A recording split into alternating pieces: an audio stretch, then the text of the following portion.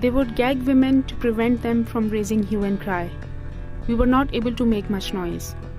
There must have been around 1,000 soldiers in the village that night. They left the very small girls untouched.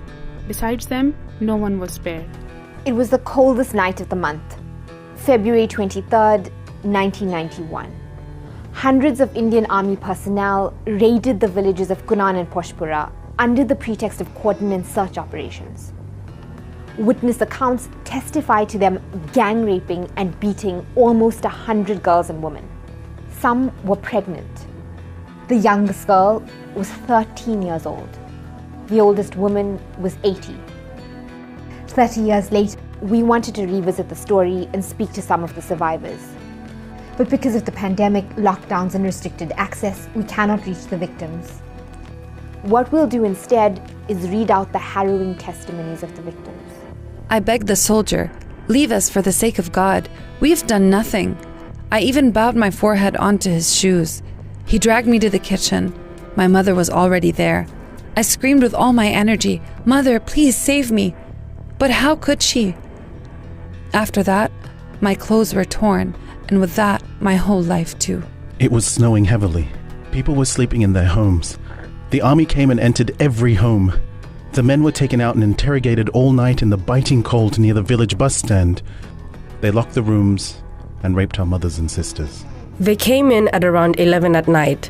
I ran to the second floor. They followed me. I had my mother and sister along, but they fled. I was caught by 4 army men who tore my clothes.